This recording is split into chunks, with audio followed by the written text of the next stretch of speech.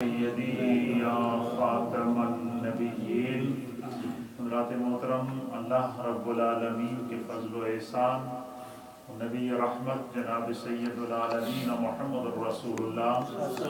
صلی اللہ تعالی علیہ وآلہ وسلم کی نگاہ شفقت و عنایت سے ہماری نیو مدینہ مسجد بولٹن سے ہر روز نماز تراویح میں پڑھی جانے والی منزل اور اس کا تفسیری خلاصہ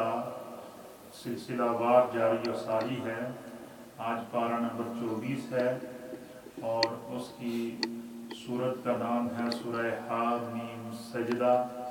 جو قرآن حکیم فرقان مجید کی سورہ نمبر 41 ہے، 41 نمبر سورت ہے اور اس کی آیات 54 ہیں اور اس کے رکوع 6 ہیں۔ یہ سورت مکی ہے، مکہ شریف کے اندر نازل ہوئی ہے۔ اپنے اندر پائے جانے والے معانی اور مفاہیم کے اعتبار سے یہ سورت بڑی ہی عظیم سورت ہے، اور اس سورت کا جو نزول ہے یہ مکہ شریف کے نبی پاک صلی اللہ علیہ وسلم کے اعلان نبوت کے ابتدائی دور میں یہ نازل ہوئی، جب سرکار دو عالم شفیع معظم سید العالمین محمد رسول اللہ صلی اللہ تعالی علیہ وآلہ وسلم نے اعلان نبوت فرمایا۔ تو اس کا ترتیب نزولی کے اعتبار سے اس سورت کا نمبر 61 ہے، اور نبی پاک صلی اللہ علیہ وسلم نے اس کو نازل ہونے کے بعد کاتبان وحی صحابہ سے فرمایا کہ اس کو 41 نمبر پر رکھ دیا جائے۔ تو ترتیب مصحف کے اعتبار سے اس کا نمبر 41 ہے، اور ترتیب نزول کے اعتبار سے سورہ حامیم سجدہ کا نمبر یہ 61 ہے، 61 نمبر صورت ہے۔ اور یہ صورت سورہ مومن کے بعد اور سورہ الزخرف سے پہلے نازل ہوئی ہے، اور جب اللہ کے حبیب علیہ السلام نے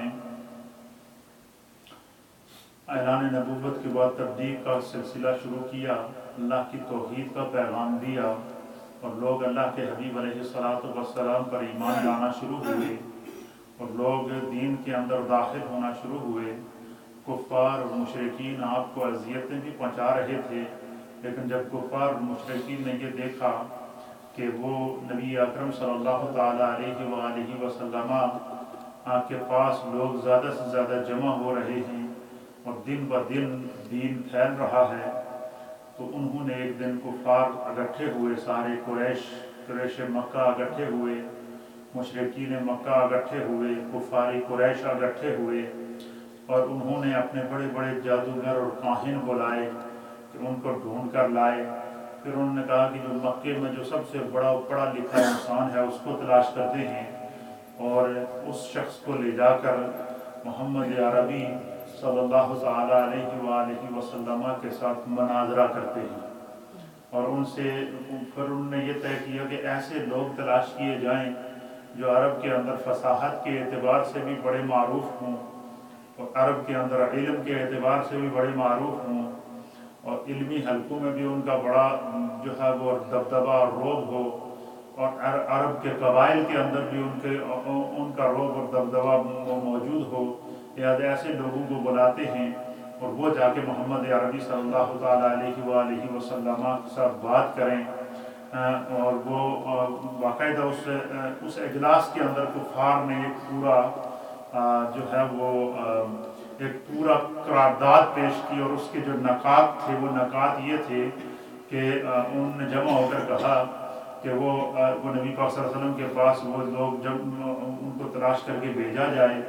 کیونکہ ان کی وجہ سے ہمارے دین کے ہماری جو جماعت تھی قریش کی اس میں تفرقہ پڑ چکا ہے، ہمارے دین کی وہ مذمت کر رہے ہیں، اور وہ ان سے بحث کرے اور دیکھے کہ وہ ان کو کیا جواب دیتے ہیں۔ لیکن ایسے شخص کو تلاش کرو کہ جس کی جو ہر اعتبار سے جو وہ پڑھا لکھا بھی ہو، بات کرنے کا بھی سلیقہ جانتا ہو، تاکہ اس کے سامنے محمد عربی جو ہے وہ لاجواب ہو جائیں۔ تو ان سب نے مل کر عتبہ بن ربیعہ، جو اس وقت قریش کے اندر بڑا پڑھا لکھا شخص تھا،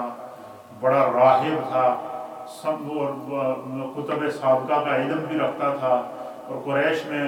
اس کی وہ جب مجلس میں بیٹھتا تھا تو مجلس شکن ہوتا تھا، مجلسوں کو وہ جو ہے وہ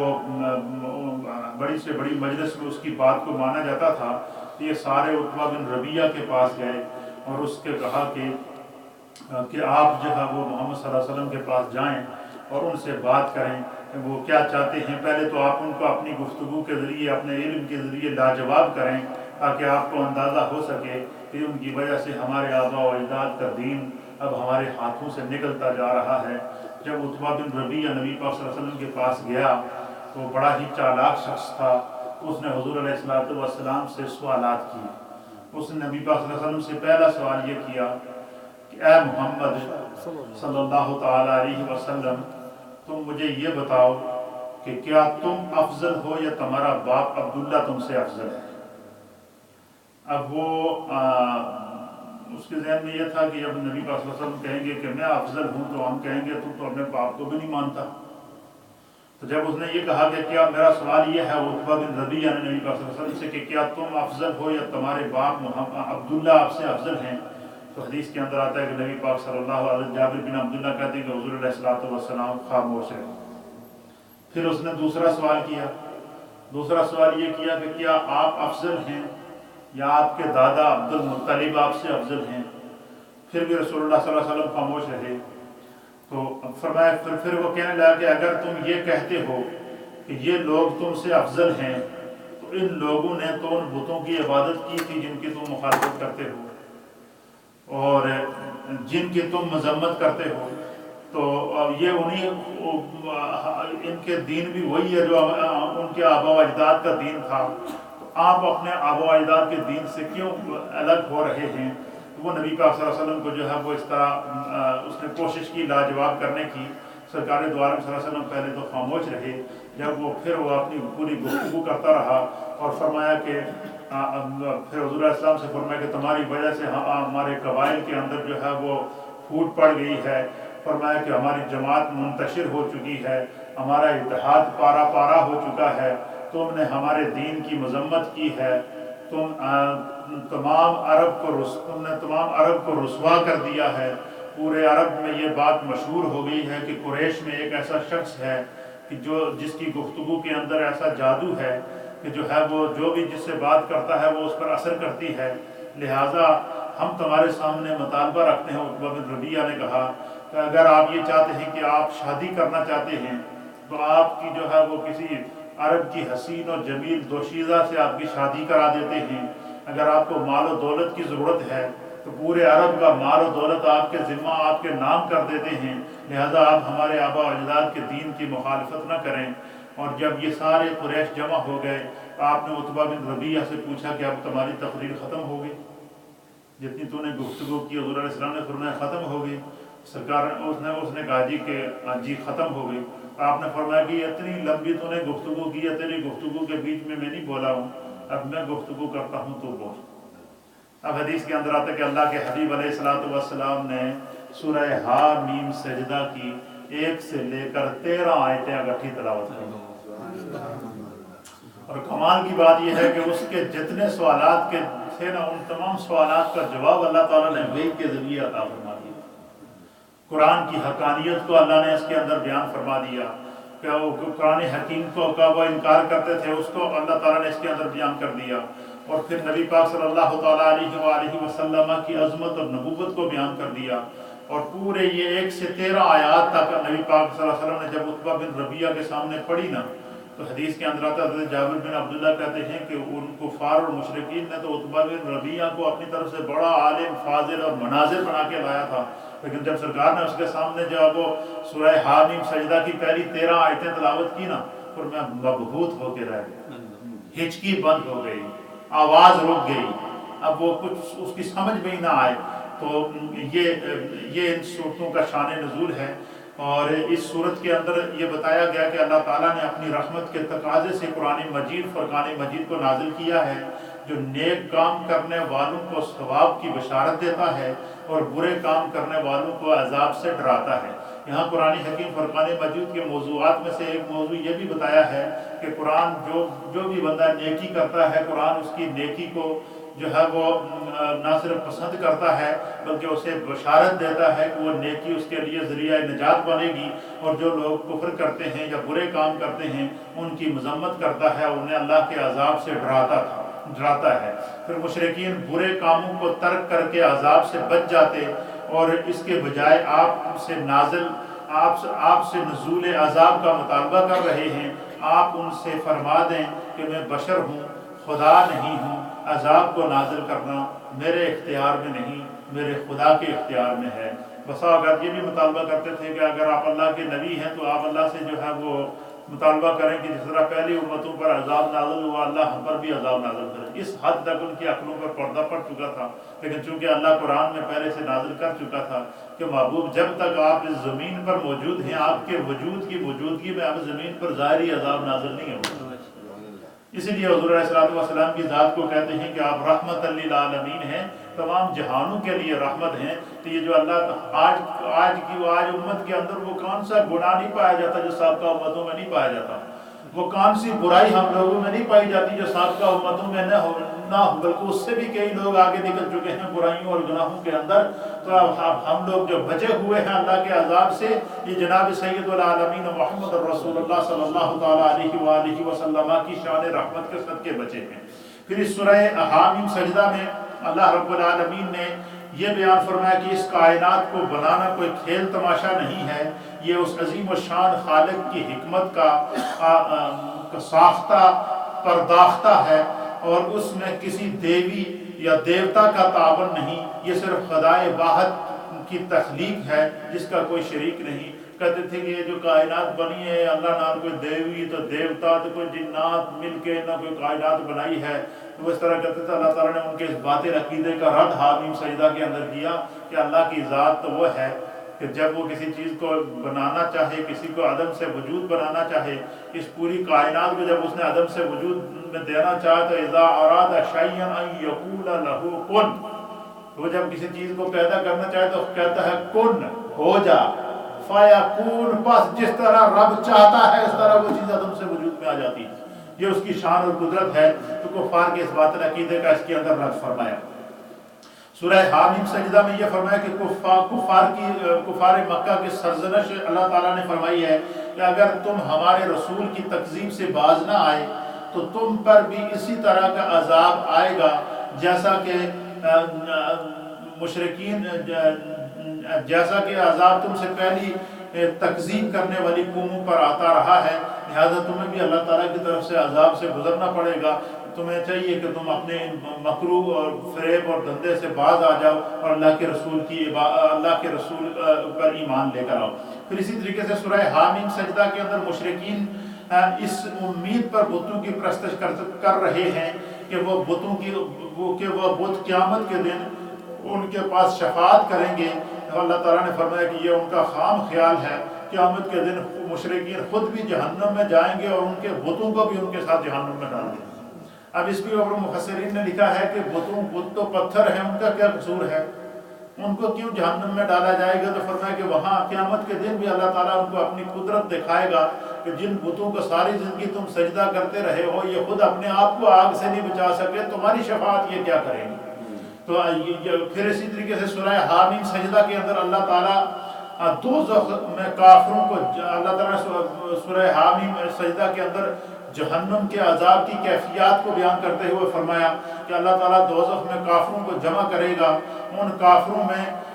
سردار بھی ہوں گے، ان کے پیروکار بھی ہوں گے، اور ان پر عذاب کا الزام ایک دوسرے پر عائد کریں گے اور ایک دوسرے پر لعنت کریں گے، اور ایک دوسرے سے کہیں گے کہ تیری وجہ سے میں گمراہ ہوا ہوں، میں تیری وجہ سے آج جہنم کی آگ میں جا رہا ہوں، تیری وجہ سے میں نے بچوں کو پوجا تھا، تیری وجہ سے میں نے فلاں چیز کو سجدہ کیا تھا، یہ سارا کام تیری دوستی کی وجہ تو ہویا ہے۔ فرمایا کہ وہاں ایک دوسرے کی ملامت کریں گے، ایک دوسرے پر لعنت کریں گے اور خود عذاب جہنم میں جل رہے ہوں گے۔ مطلب اسی طریقے سے سورہ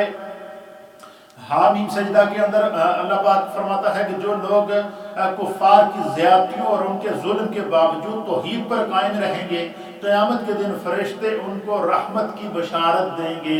اللہ تعالیٰ ان کو جو ہے وہ کفار کی اذیتوں کے اوپر رحمت کی بشارت دے رہا ہے۔ پھر اسی طریقے سے سورہ حامیم سجدہ کے اندر کفار کی ریشات وانیوں پر نبی صلی اللہ تعالیٰ علیہ وآلہ وسلم کو اللہ تعالیٰ صبر کی تلقین فرما رہا ہے، اور شیطان کے وسوسہ اندازی پر اللہ کی پناہ طلب کرنے کی ہدایت کی ہے کہ اے محبوب آپ شیطان سے اللہ کی پناہ طلب کیا کریں اور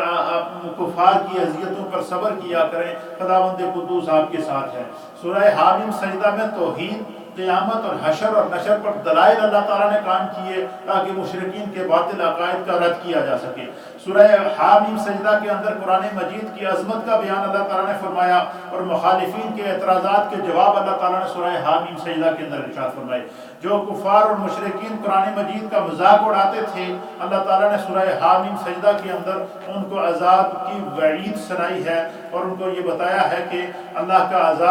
کے عذاب سے ڈرو اور اپنے آپ کو جو ہے وہ عذاب الہی سے بچا کے رکھو۔ اس کے بعد قرآن حکیم فرقان مجید کی سورت ہے، سورت کا نام ہے سورۃ الشورى۔ یہ سورہ شورى جو ہے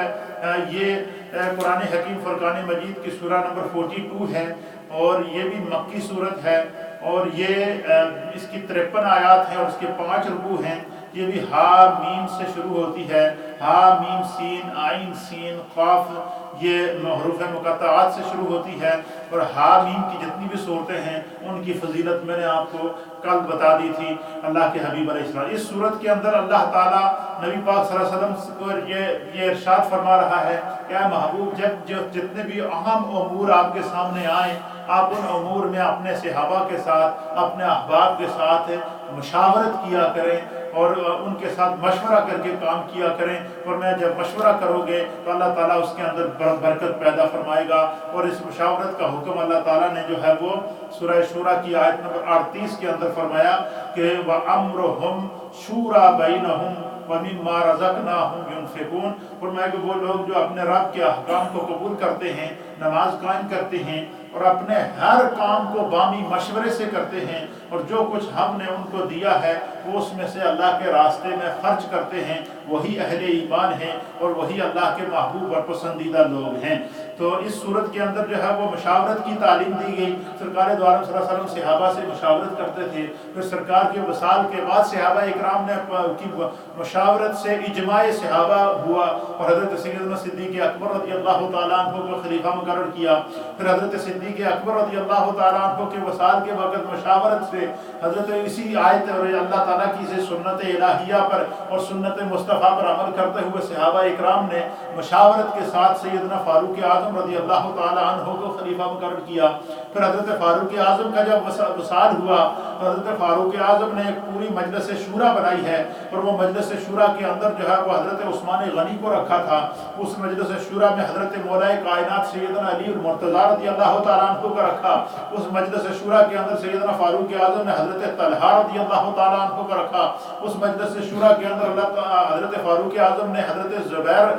رضی اللہ تعالیٰ عنہ کو رکھا۔ اسی مجلس شورا نے جو ہے وہ حضرت عبد الرحمن بن عوف کو رکھا، اور اسی مجلس شورا میں حضرت فاروق اعظم نے حضرت سعد بن ابی وقاص رضی اللہ تعالیٰ عنہ، تو یہ نبی پاک صلی اللہ تعالیٰ عنہ کے عظیم صحابہ تھے جن کو سیدنا فاروق اعظم نے مجلس شورا بنا کر اپنے وصال سے پہلے کہہ دیا تھا کہ یہ مجلس شورا ہے، آپ لوگ آپس میں مشورہ کر کے جو بندہ اللہ اور اس کے رسول کے نزدیک احکامات پر عمل کرنے والا ہو، سنت رسول پر عامل ہو، اس کو میرے بعد خلیفہ مقرر کر دینا۔ تو ان تمام صحابہ اکرام نے قرآن حکیم فرقان مجید کے اس حکم پر عمل کرتے ہوئے، نبی پاک کی سنت پر عمل کرتے ہوئے، طریقہ فاروق صدیق اکبر پر عمل کرتے ہوئے، طریقہ فاروق اعظم پر عمل کرتے ہوئے، اس مجلس شورا کمیٹی نے جناب سیدنا عثمان بن عفان رضی اللہ تعالی عنہ کو اپنا خلیفہ مقرر کیا۔ پھر اسی طریقے سے حضرت عثمان غنی رضی اللہ تعالیٰ عنہ کے بعد حضرت علی المرتضیٰ رضی اللہ تعالیٰ عنہ کو خلیفہ مقرر کیا۔ اسی طریقے سے ان تمام صحابہ اکرام کی بامی مشاورت کے ساتھ ہے نبی پاک صلی اللہ علیہ وسلم کے وصال کے بعد جو سلسلہ خلافت جو خلفائے راشدین کے اندر رہا، وہ حضرت ابوبکر صدیق کا دور خلافت 2 سال رہا، حضرت فاروق اعظم کا دور خلافت 10 سال رہا، حضرت عثمان غنی رضی اللہ تعالیٰ عنہ کا دور خلافت 12 سال رہا، حضرت مولا کائنات سیدنا علی المرتضیٰ رضی اللہ تعالیٰ عنہ کا دور خلافت 6 سال رہا، اور حضرت امام حسن رضی اللہ تعالی عنہ کا دور خلافت کے 6 مہینے رہا۔ یہاں آ کر نبی پاک صلی اللہ علیہ وسلم نے فرمایا تھا کہ میرے بعد 30 سال تک خلافت رہے گی، تو یہاں آ کر حضرت امام حسن کے اوپر 30 سال خلافت پوری ہو جاتی ہے۔ تو اس صورت کے اندر سورہ شورا کے اندر مشاورت کرنے کا، مشورے سے فرمایا اللہ تعالیٰ جو کام کرو گے تو اللہ تعالیٰ اس میں برکت عطا فرمائے گا، اور صحابہ نے اس کے اوپر عمل کیا، خلفائے راشدین نے اس پر عمل کیا، ائمہ دین متین اس پر عمل کر رہے ہیں، اور قیامت تک مومنین اس پر عمل کرتے رہیں گے۔ اور جس کام کے اندر مشاورت کی جائے، مشورہ کیا جائے، اس کام میں اللہ تعالیٰ برکت ڈالتا ہے۔ یہ سنت الہیہ بھی ہے، اور سورہ شورا کے اندر اس کا حکم دیا گیا ہے۔ سورہ شورا کے مقاصد کے اندر اور اس کے ابحاث کے اندر، اس کے مضامین کے اندر ہے، اس سورت کے شروع میں حامیم سے لا کر اللہ تعالیٰ نے قرآن کی عظمت کو بیان کر کے پھر مشرکین مکہ کو چیلنج دیا ہے کہ اگر تم سمجھتے ہو کہ یہ قرآن اللہ کی کتاب یا اللہ کا کلام نہیں ہے تو یہ حامیم عین سین کاف یہ انہی حروف سے مرکب ہے جن سے تم اپنی عربی بولتے ہو اور عربی لکھتے ہو۔ اگر تمہارے اندر کوئی ایسی فصاحت اور بلاغت ہے تو تم قرآن کے مقابلے میں کوئی ایک آیت تو لا کر دکھاؤ۔ قرآن نے یہاں پر بھی ان کو اپنی حقانیت اور عظمت کا چیلنج پیش کیا۔ اس کے بعد سورہ شورا کے اندر اللہ تعالیٰ نے نبی اکرم صلی اللہ تعالیٰ علیہ وآلہ وسلم پر وحی نازل فرمائی، جیسا کہ اس سے پہلے رسولوں پر وحی نازل فرماتا رہا ہے، تاکہ آپ مکہ اور اس کے گردنوا کے لوگوں کو قیامت سے ڈرائیں۔ سورہ شورا کے اندر یہ بھی بیان فرمایا کہ بے شک تمام آسمانوں اور زمینوں کی چیزیں اللہ تعالیٰ ہی کی ملکیت ہیں، اور وہ اسی کے زیر سلطنت ہیں، اور اس کی قدرت کا کوئی مزاحم اور مخالف نہیں ہے، اور نہ کوئی اس کی حکمت میں کوئی شک ہے، اور تمام زمین اور آسمان اس کے حکم کے تابع ہیں اور تابع ہیں۔ اور اسی طریقے سے اللہ تعالیٰ نے سورہ شورا کے اندر فرمایا کہ وہ جس شخص کو چاہے اپنا پیغام پہنچانے کے لیے منتخب فرما لیتا ہے، اور جس طرح اس نے اس سے پہلے زمانوں کے رسولوں کو منتخب کیا تھا، اسی طریقے سے اللہ تعالیٰ نے اس زمانے میں جناب سید العالمین محمد الرسول اللہ صلی اللہ تعالیٰ علیہ وآلہ وسلم کو منتخب کیا۔ آپ اللہ کی طرف سے بھیجے ہوئے کامل رسول ہیں۔ آپ کو اللہ نے انسان کو اللہ تعالیٰ آپ کو اللہ تعالیٰ نے کامل رسول بنا کر دنیا میں بھیجا۔ اللہ تعالیٰ انسانوں میں سے ہی ایک رسول بھیجتے ہیں، اور جس طرح کے سابقہ انبیاء میں سے بھیجا، اسی طریقے سے اللہ تعالیٰ نے تم میں سے سیدنا محمد صلی اللہ تعالیٰ علیہ وآلہ وسلم کو اپنا رسول منتخب کیا، جو اللہ کے رسول ہیں، بشر ہیں، اور اس بات پر تمہیں کوئی تعجب اور یہ کوئی انہونی بات نہیں ہے۔ آپ سے پہلے کم و بیش 1.25 لاکھ انبیاء اور مرسلین اس دنیا کے اندر تشریف لا چکے ہیں۔ اللہ سابقہ رسولوں اور نبیوں کی مثال دے کر نبی پاک صلی اللہ علیہ وسلم کی عظمت اور آپ کی رسالت کی حقانیت کو سورہ شورا کے اندر بیان فرما رہا ہے۔ اسی طریقے سے سورہ شورا کے اندر یہ بیان فرمایا کہ مشرکین جو آپ کی دعوت سے اللہ تعالیٰ کی توحید پر ایمان نہیں لا رہے ہیں، ان کے پاس سوائے اپنے آبا و اجداد کی اندھی تقلید کے اور کوئی دلیل نہیں ہے۔ اللہ تعالیٰ آپ کو ہی جو ہے مسرخرو فرمائے گا، اور آپ کا دین قیامت تک قائم اور دائم رہے گا۔ سورہ شورا کے اندر مزید اللہ تعالیٰ نے ارشاد فرمایا کہ اللہ تعالیٰ نے اپنی توحید پر دلائل قائم فرمائے کہ جب تم سطح سمندر پر کشتیوں کے ذریعے سفر کرتے ہو تو وہی تمہاری کشتیوں کو رواں دواں رکھتا ہے، اور تم کو سلامتی کے ساتھ ساحل تک پہنچاتا ہے۔ انواع اور اقسام کی نعمتیں اس رب نے تمہیں عطا فرمائی۔ اللہ تعالیٰ سمندر کے اندر جہازوں اور کشتیوں کے ذریعے جو انسان کا ایک سفر کا اور ترسیل کا نظام تھا، اس کی مثال دے کر فرما رہا ہے کہ پانی کے اندر بھی وہ تمہیں اس سمندر کو بھی اس نے تمہارے لیے مسخر کر دیا، تم پھر بھی اپنی نعمتیں دیکھنے کے باوجود اس رب کا شرک کرتے ہو۔ رسول اللہ صلی اللہ تعالیٰ علیہ وآلہ وسلم کو اللہ نے تسلی دی کہ کفار کی تکذیب سے آپ پریشان نہ ہوں، ان کافروں کی تکذیب کا اللہ تعالیٰ حساب لے گا، اور ان کی مخالفت کی سزا ان کو اللہ دے گا، اور آپ کو رب کریم ان اذیتوں پر جزا عطا فرمائے گا۔ پھر اللہ تعالیٰ نے سورہ شورا میں فرمایا کہ جو شخص آخرت کے لیے عمل کرے گا اور برے اور بے حیائی کے کاموں سے بچے گا، انتقام پر قدرت کے باوجود دوسروں کو معاف کر دے گا، اپنے رب کے احکام کو مانے گا، نماز قائم کرے گا، اہل علم سے خیر کے کاموں میں مشورہ کرے گا، ظالموں اور سرکشوں کو سزا دے گا، اگر بدلہ لینے کی نوبت آئی تو اس میں تجاوز نہیں کرے گا، سو ایسے ہی لوگ دنیا میں اور آخرت میں فلاح اور کامیابی پاتے ہیں، اور یہی لوگ اللہ کے پسندیدہ لوگ ہیں۔ پھر سورہ شورى کے اندر رب کریم نے فرمایا کہ جو لوگ اللہ تعالیٰ کو نہیں مانتے، اس کے احکام کو قبول نہیں کرتے، وہی دنیا اور آخرت میں نقصان اٹھانے والے ہیں، اور اللہ تعالیٰ انہیں دنیا میں بھی خائب و خاسر فرمائے گا اور آخرت میں بھی خائب و خاسر فرمائے گا۔ اس کے بعد سورہ شورى کے بعد اللہ رب العالمین نے قرآن حکیم فرقان مجید کے اور کلام مقدس کے اس مقدس پیغام کو جاری رکھتے ہوئے اس کے بعد ہمارے سامنے سورہ الزخرف آتی ہے۔ یہ قرآن حکیم فرقان مجید کی سورہ نمبر 43 ہے، یہ بھی حامیم سے شروع ہوتی ہے۔ اس کے بعد اللہ تعالیٰ نے پھر والکتاب المبین کہہ کے قرآن حکیم فرقان مجید کی واضح کتاب کی قسم کھائی ہے۔ پھر اس کے بعد اللہ تعالیٰ نے قرآن حکیم فرقان مجید کو جو ہے وہ مزید جو ہے وہ اس کی عظمت اور رفعت کو اس کے اندر بیان فرمایا۔ یہ مکہ کے اندر نازل ہوئی ہے اور اس کی 89 آیات ہیں اور اس کے 7 رکوع ہیں۔ اس صورت کے اندر اس کے مقاصد کے اندر یہ بات شامل ہے کہ اس صورت میں کہ اہم مقاصد میں مشرکین کو بت پرستی سے روکنا ہے، ان لوگوں کا کے حال پر تعجب کا اظہار اللہ تعالیٰ فرماتا ہے جو یہ اعتراض کرتے تھے کہ ان کا خالق اور مالک، ان کا مالک اور ان کے تمام مخلوقات کا منعم اللہ تعالیٰ ہے، اور اس کے باوجود وہ بتوں کو پوجا کرتے تھے اور شرک کرتے تھے، حالانکہ مانتے بھی تھے کہ اللہ تعالیٰ ہے، کائنات کو پیدا کرنے والا ہے، لیکن اس کے باوجود وہ بتوں کی پوجا کرتے تھے۔ اللہ تعالیٰ نے ان کے اس باطل عقیدوں کو روکا۔ پھر مشرکین مکہ کی اس بات پر اللہ تعالیٰ نے سورہ الزخرف کے اندر مذمت فرمائی ہے کہ وہ بیٹوں سے کم درجہ بیٹیوں کو دیتے تھے، بیٹیوں کو بیٹوں سے کم درجے میں رکھتے تھے، بیٹیوں کی مخالفت کرتے تھے اور کہتے تھے کہ جس گھر میں بیٹی پائی جاتی تھی اس کو زندہ درگو کر دیا کرتے تھے، اور جس گھر میں بیٹی پیدا ہوتی تھی اسے باعث عار سمجھتے تھے، لیکن ایک دوسرے کے ساتھ فخر سے بیان کرتے تھے کہ جڑے فرشتے ہیں انہیں اللہ دیا بیٹیاں ہیں۔ اللہ تعالیٰ نے قرآن میں اس سورہ الزخرف کے اندر مثال دے کر کہا کہ کیسے عقل کے اندھے ہیں، ادھر بیٹیاں دی مخالفت کرتے ہیں، ادھر فرشتیاں نے اللہ دی بیٹیاں بھی مانتے ہیں۔ فرشتوں کو کہتے ہیں کہ یہ اللہ کی بیٹیاں ہیں، اور خود جو اللہ نے تمہیں بیٹیاں عطا فرمائی ہیں،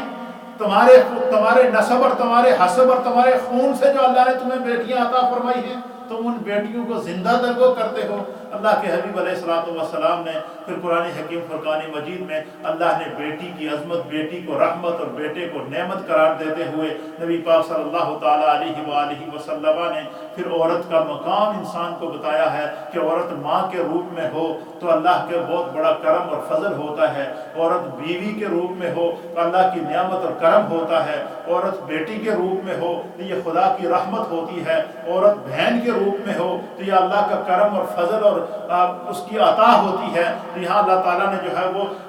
مشرکین کے اس باطل عقیدے کا کہ جو بیٹیوں کی مخالفت کرتے تھے، بیٹوں کو اہمیت دیتے تھے اور فرشتوں کو اللہ کی بیٹیاں کہتے تھے، اس کا رد فرما کر، اس کی مذمت فرما کر اسلام میں بیٹی کو اللہ نے عزت عطا فرمائی ہے، عورت کو اللہ نے مقام عطا فرمایا ہے۔ سابقہ امتوں کو ان کے رسولوں کے ساتھ احوال